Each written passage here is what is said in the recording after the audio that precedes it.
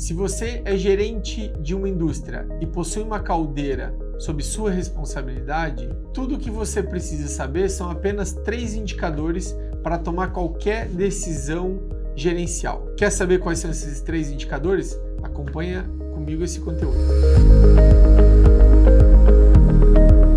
O primeiro indicador que você precisa saber é eficiência, e aí medido tanto pelo método direto quanto pelo método indireto. E aí tem vários conteúdos que a Contro já produziu nas nossas redes sociais. Eu recomendo que você consuma esses conteúdos para saber mais sobre esse tema. Mas eu preciso te dizer que esse é o primeiro indicador, mas não é o único. Sim, ele é muito importante, mas ele não é tudo. Eficiência não é tudo. Como assim eficiência não é tudo? Sim, existe um segundo indicador que também é muito importante, tão importante quanto, que é o rendimento da caldeira. Qual a diferença entre eficiência e rendimento? Eficiência é uma escala de medição de conversão de energia que a gente mede de 0 a 100%. Rendimento de caldeira é quanto vapor a caldeira consegue produzir por tonelada de combustível consumido.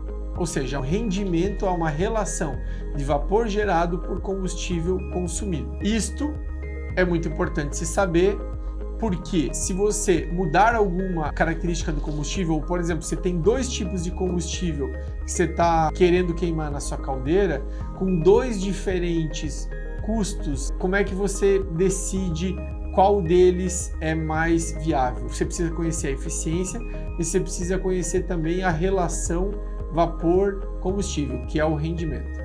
E o terceiro indicador, e talvez o mais importante de todos eles, é o custo da tonelada de vapor gerado, porque esse vai englobar tudo: o custo do combustível, a relação de vapor-combustível e também a eficiência. Eu tenho alguns cases para compartilhar com vocês. O primeiro case, que está na tela com vocês aqui, um determinado cliente nos procurou para conhecer, saber qual era o combustível mais viável para ele queimar.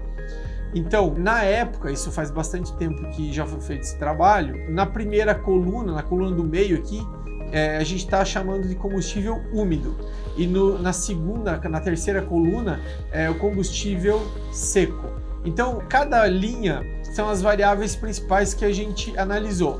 Então, tanto do custo da biomassa, quanto tempo que demorou que o teste foi executado, quais foram as condições operacionais da caldeira, e perceba que nas últimas linhas, então as características de biomassa dos 2 cenários, 2 combustíveis, o úmido com 53% de umidade e o seco com 17,5%, mas com preços completamente diferentes.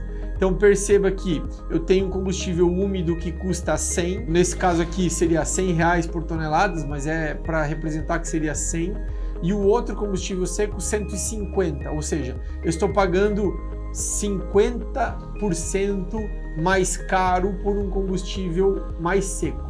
A pergunta é, vale a pena ou não vale a pena? Então olha só que curioso esses resultados. No combustível úmido, a caldeira apresentou uma eficiência de 83,03% contra 87,8% de eficiência. Então teve um aumento aí de 4,8%, quase 5% de melhoria de eficiência. É a pergunta que a gente faz. Vale a pena pagar 50% mais caro por um aumento de 5 pontos percentuais na eficiência? Tudo leva a crer que não, mas, como eu disse, eficiência não é tudo. Eficiência é uma relação muito importante, uma variável muito importante, mas não é tudo. Olha só o que acontece com a relação, o rendimento, a relação vapor-combustível. Passou de 2,68 no combustível úmido para 5,71 no combustível seco. E olha só o que acontece com o custo da tonelada de vapor. Se a gente dividir o custo da tonelada da biomassa pelo rendimento, vai dar exatamente o custo do vapor, que é no primeiro exemplo 37,31 e no segundo exemplo 26,27. Ou seja, é praticamente 30% mais barato pagar 50% mais caro. Acho que ficou claro que eficiência não é tudo, rendimento é muito importante, mas a variável mais primordial, a essencial, mais importante de todos é o custo do vapor gerado. É isso que vai ajudar você, gestor, a tomar as melhores decisões. Eu gostaria de enfatizar um ponto bastante claro, que todos esses dados foram coletados de um cliente da Control que possui o nosso sistema de medição de biomassa, o SMB300. Então todos esses dados foram muito simples, muito fácil de ser extraídos. Com a facilidade de um clique de mouse, a gente extraiu todos esses relatórios com a facilidade de um clique no mouse. Então, olha como é fácil, né? Você tomar decisões quando você tem variáveis, você tem informações confiáveis. Então, o SMB300 ajuda muito você a tomar esse tipo de decisão e, consequentemente, reduzir custos da sua empresa. O segundo case que eu queria compartilhar, 2 combustíveis diferentes. Um de um cliente que na coluna do meio queima 100% cavaco de madeira e o outro exemplo queima o mesmo cavaco de madeira, mas numa concentração de 70% com mais dosagem de 30% de pó. Porque o conceito que esse cliente específico compra biomassa por metro cúbico e não por tonelada e nem por energia. Então eu nem vou entrar nesse mérito desse conteúdo, se ele está comprando do jeito certo ou do jeito errado, eu vou fazer um conteúdo específico sobre isso. Mas o fato é que ele compra por metro cúbico e o cavaco ele pagava, na época a gente fez o teste, R$54 o metro cúbico e o pó ele pagava R$37 o metro cúbico, ou seja, bem mais baixo. Aí pergunta, vale a pena pagar mais barato? Vamos lá, vamos analisar o que acontece. Então, o custo, se a gente fizer uma relação convertendo já o metro cúbico volume em massa, em tonelada, já começa a ter uma relação aqui, uma mistura de custo muito igual dos combustíveis. Então, perceba aqui na linha custo médio em reais por tonelada de R$ 174,19 para o cavaco e para R$ 172,90 para o pó. Tem informações aqui de vazão, de combustível, de vapor, poder calorífico, a eficiência. Olha só que interessante. Essa caldeira não estava das tão mais eficiente, mas ela tinha uma eficiência queimando 100% cavaco de 74,28% e quando dosava pó, a eficiência caía para 57,05%. É bastante eficiência, né? Então a eficiência já é um indicador que algo não está certo. Por que que isso acontecia? Eu estou dosando um pó, que é um combustível muito seco, com 11% de umidade, praticamente uma pólvora. Então tinha tudo para queimar bem, tinha tudo para aumentar a eficiência da caldeira, mas não foi isso que aconteceu. Aconteceu exatamente o contrário. E a eficiência caiu muito. A explicação que tem para isso é porque, como é uma caldeira que queima em grelha, ele estava misturando o cavaco de madeira com o pó estava sendo arrastado pelos gases da caldeira sem queimar.